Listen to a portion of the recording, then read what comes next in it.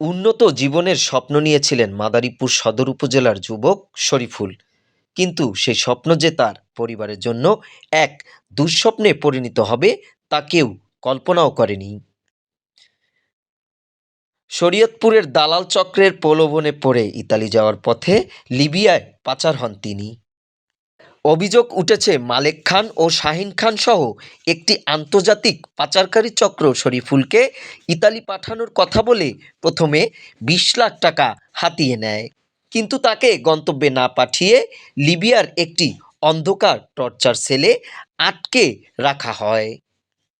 শুরু হয় অমানুষিক শারীরিক ও মানসিক নির্যাতন।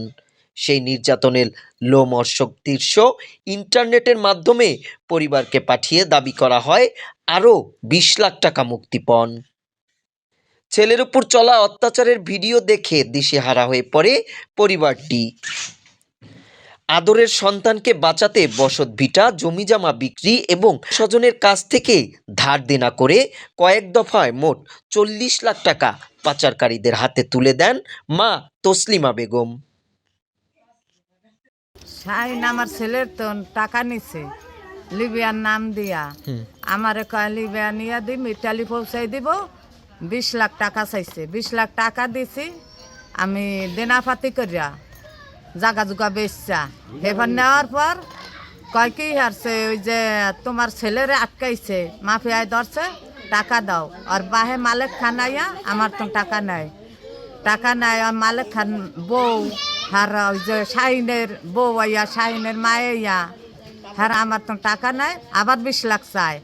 আমি অ্যাকাউন্টে টাকা পাঠাই, আমি তো জানি না, অশিক্ষিত লোক, তাহা নাই, অ্যাকাউন্ট নাই।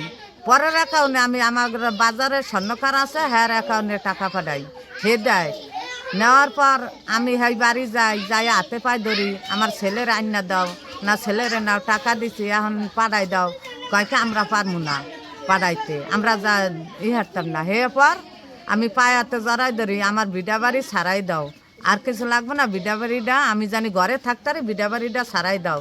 এক ফিরে দুই ফিরে যাই আমি টাকা খরচ করে, আমার সেই টাকাও নাই, আমি সেই বাড়ি যাই খরচ করি। দীর্ঘদিন নিখোঁজ থাকার পর লিবিয়া পুলিশের সহায়তায় মুমূর্ষু অবস্থায় উদ্ধার হন শরীফুল। গত ৩রা জানুয়ারি ২০২৬-এ তিনি দেশে ফিরে আসেন।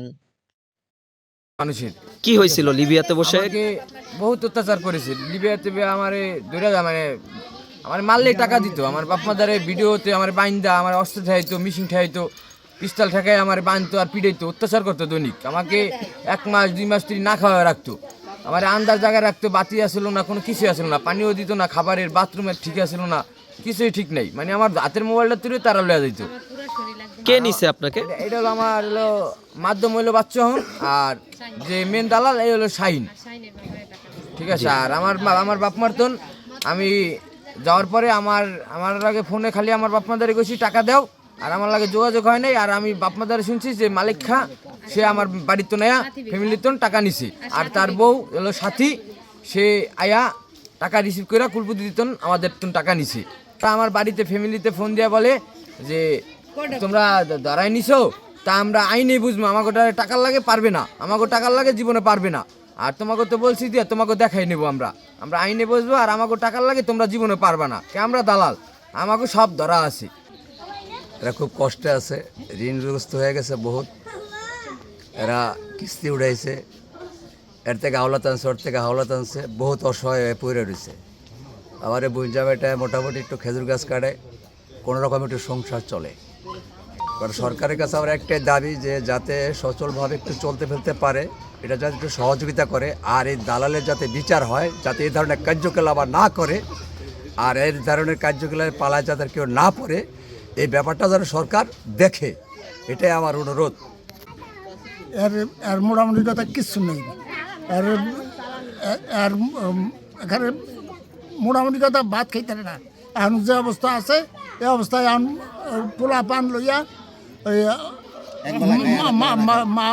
মা বোন লইয়া এখন একবেলা খাই, একবেলা খাইতে না। কিচ্ছু নাকি বিড়াটা পর্যন্ত নেই, এমনকি যে ঘর থাকে এখন পরের জায়গায় থাকে, পরের জায়গায় ঘর, কি বিচার দাবি করছেন আপনারা? এর সর্বোচ্চ বিচার দাবি করি।